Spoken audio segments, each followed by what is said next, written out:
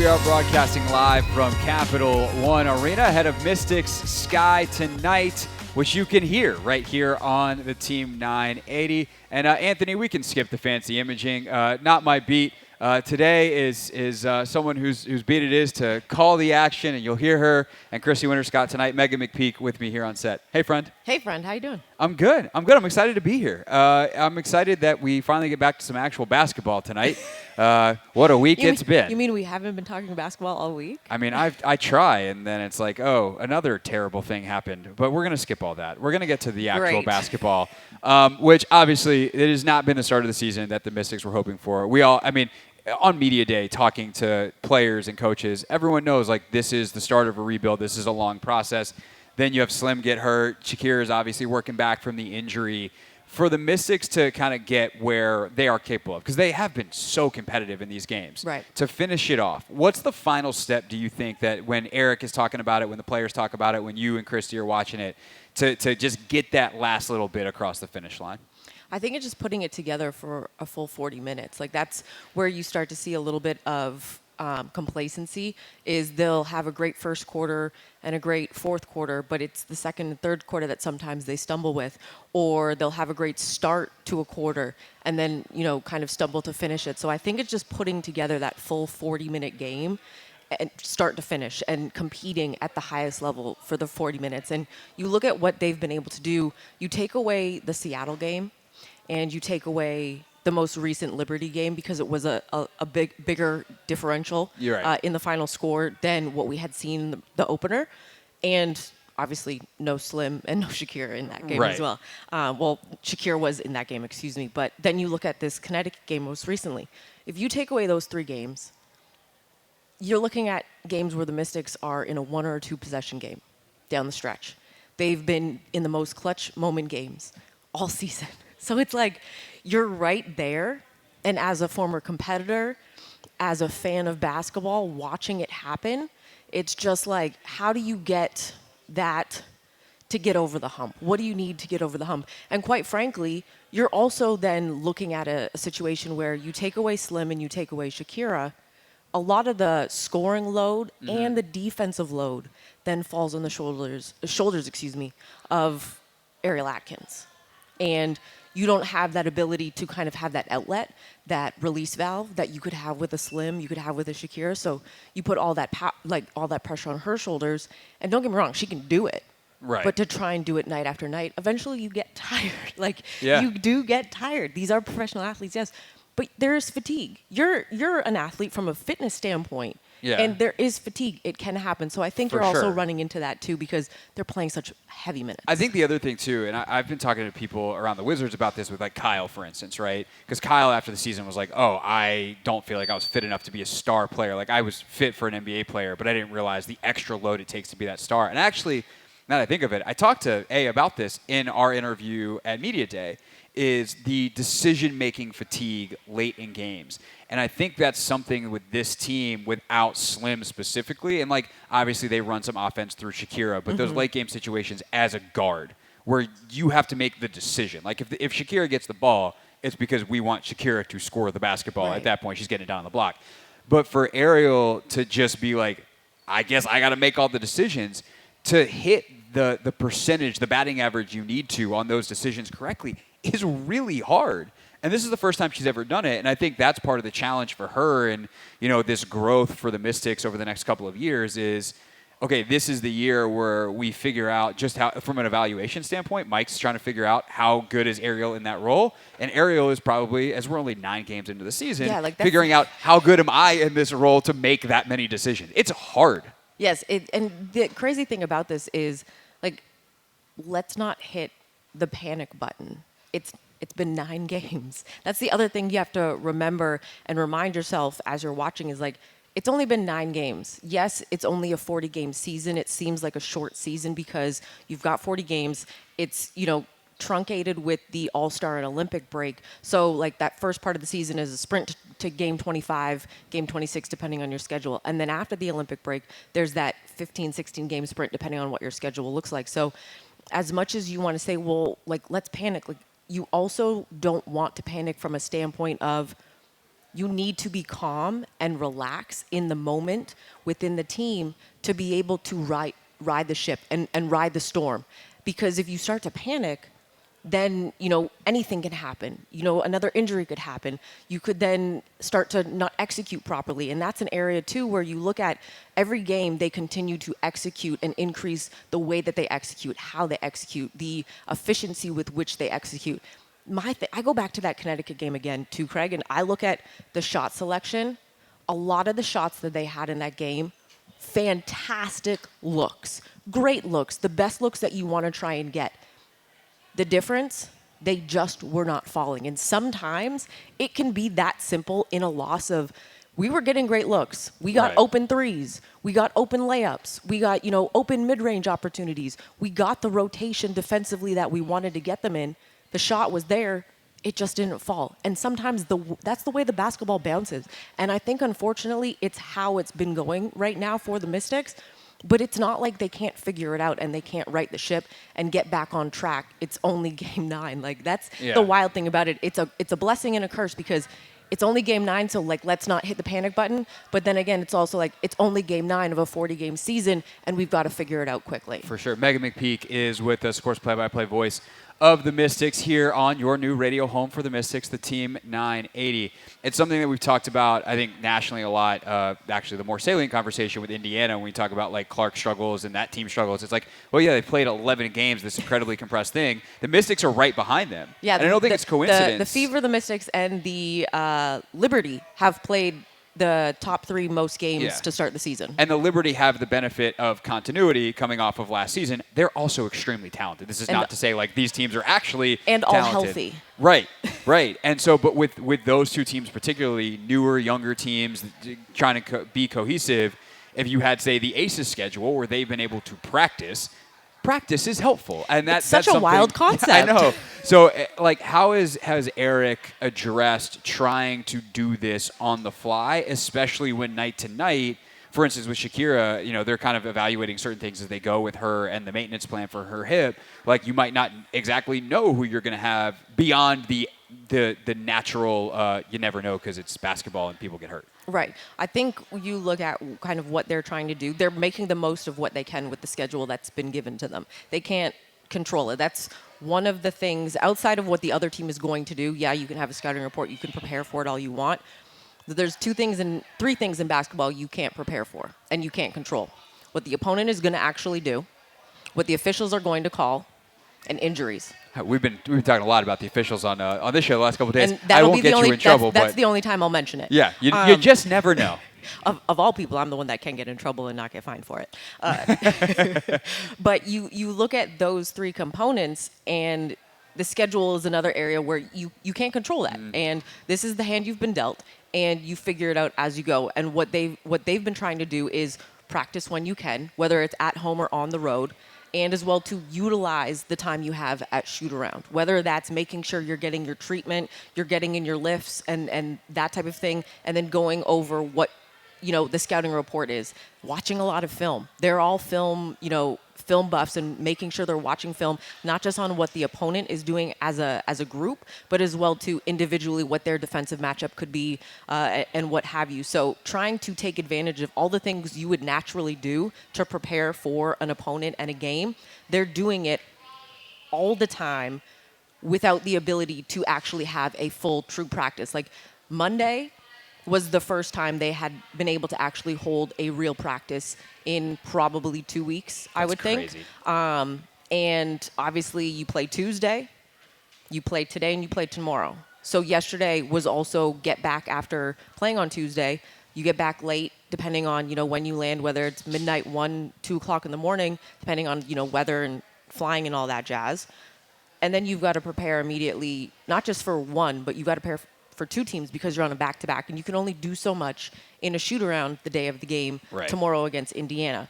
But right now they're worried about Chicago and what they're going to do, but you just quite simply have to deal with the hand you're dealt, and I think Eric and his coaching staff and the players are doing the best they can with what they have.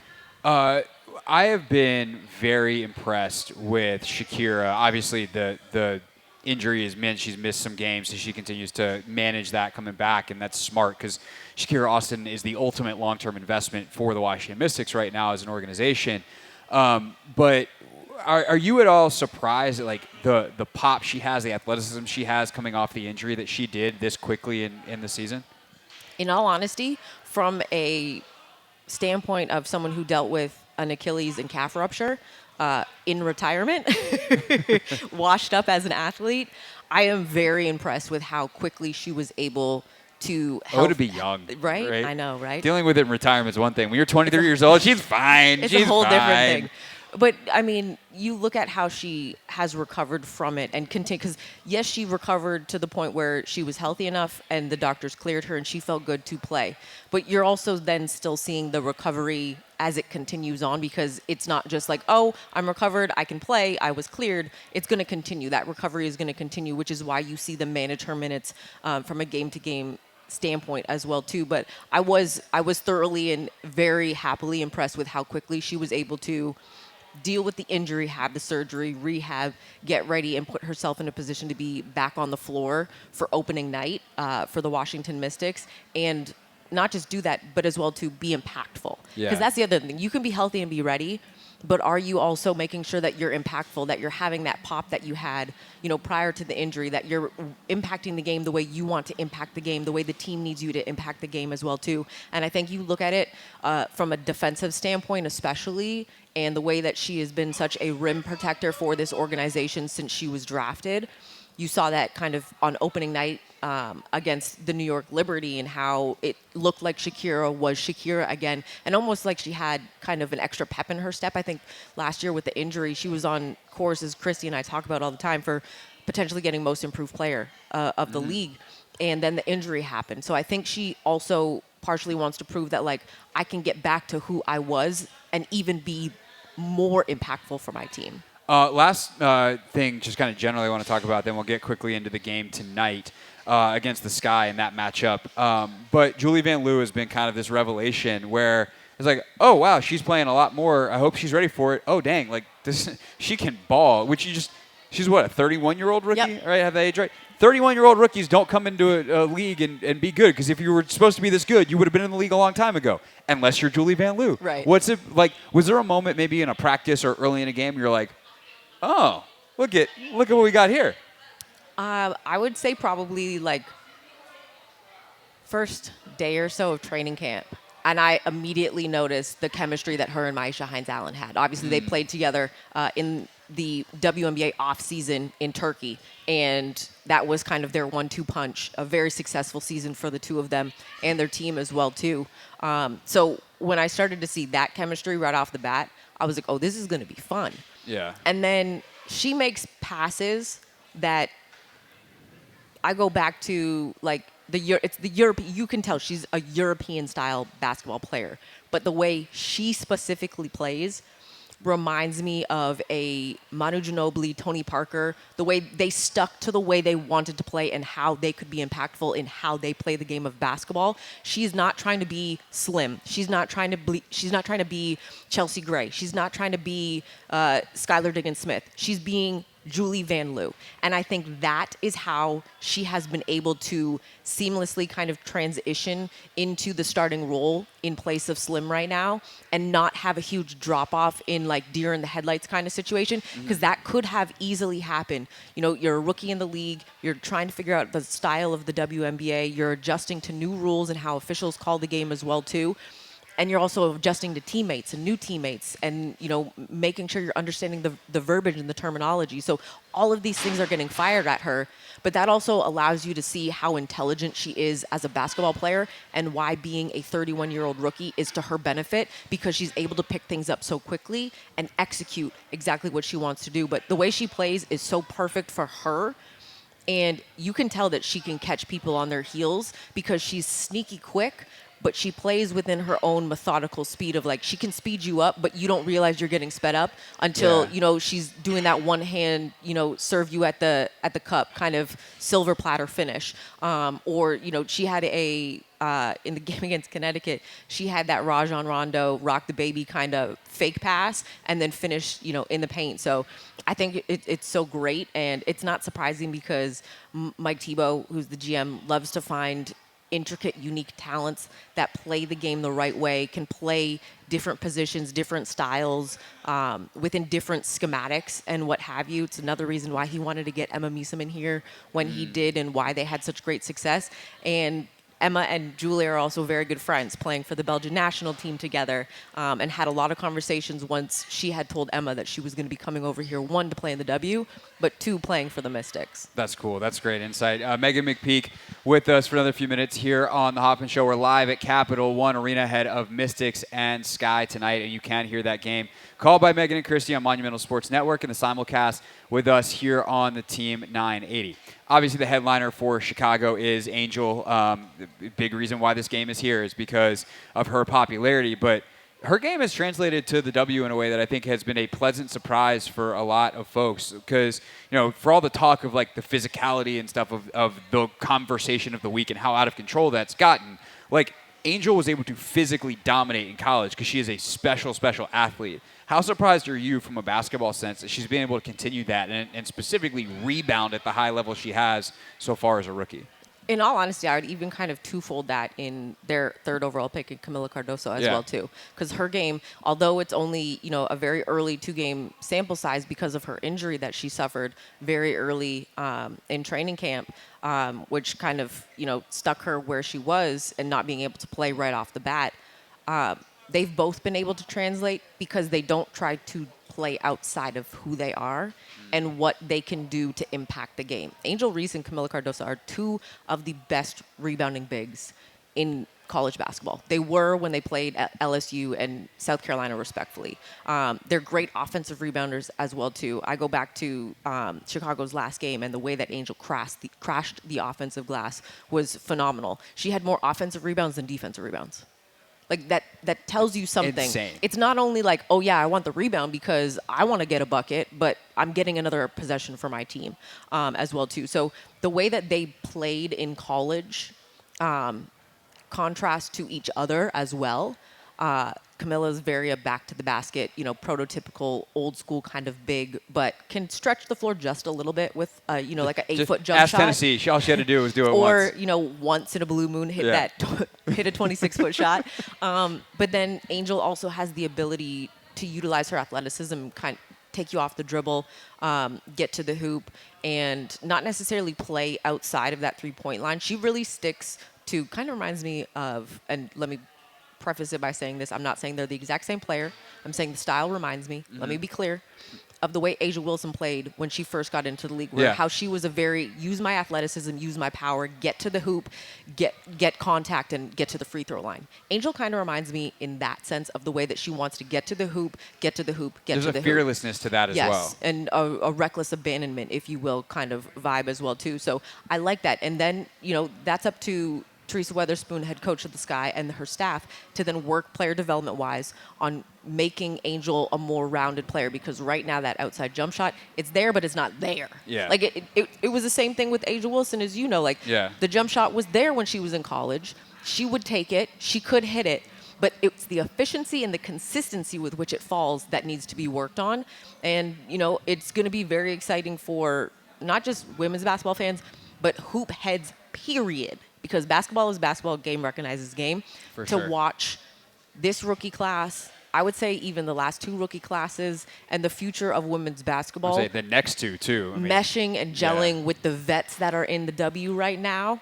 I think it's going to be a really cool kind of synergy that you start to see of, how the torch and the fandom begins to be passed from vets to sophomores and what have you, and rookies and so on. I'm just glad that I get to be along for the ride. Yeah, for sure. So let's end there. And I don't want to necessarily put this week aside, because this week has been one of the craziest narrative whatever weeks that we've ever seen in this sport. But generally speaking, taking a much wider view of the last 2 years and the fact that we're here. We're not doing this at ESA. We're doing this at Capital One.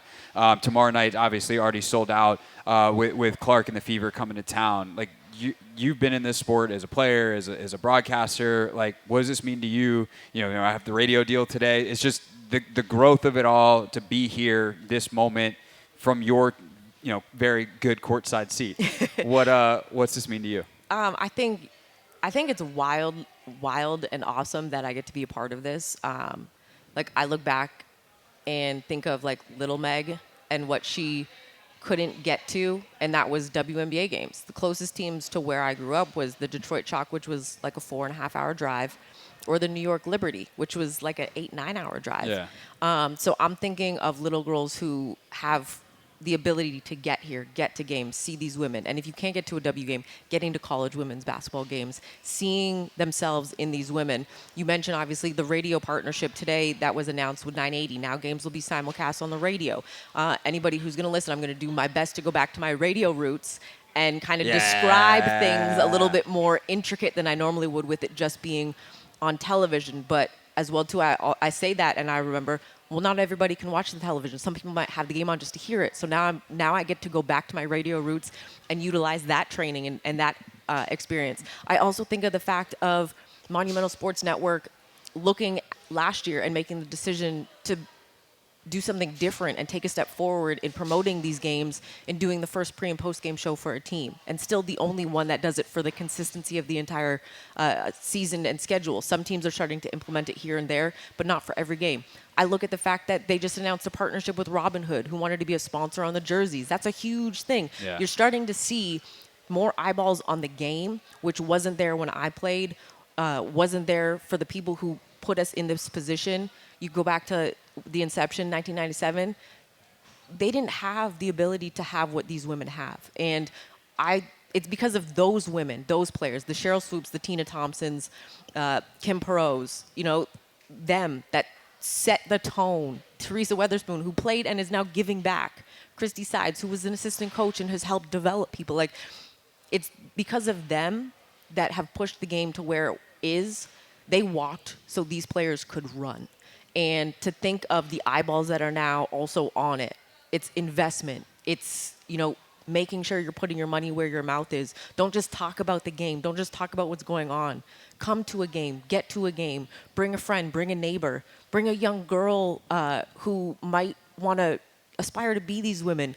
Put her in a position to see what she can be, because it's not just the people on the floor as well too, and the athletes. It's the coaches. It's the team staff that also can be something that someone may not see if they don't get to actually see it in person. So it's really and truly 97 to probably 2004. That generation of the WNBA did everything to put the WNBA, in my opinion, in a position to be where it is right now. Yeah, Meghan McPeak, you see her tonight, Monumental Sports Network, with Christy Winter-Scott. And, of course, as she said, you'll hear her right here on the Team 980 as well. Thanks for coming by, my friend. Appreciate you. Appreciate you. When we get back, how about this for a next segment? Ever been followed on a radio show by U.S. men's national team goalkeeper Matt Turner? I have not. Never done that one before, but Matt Turner's calling in next.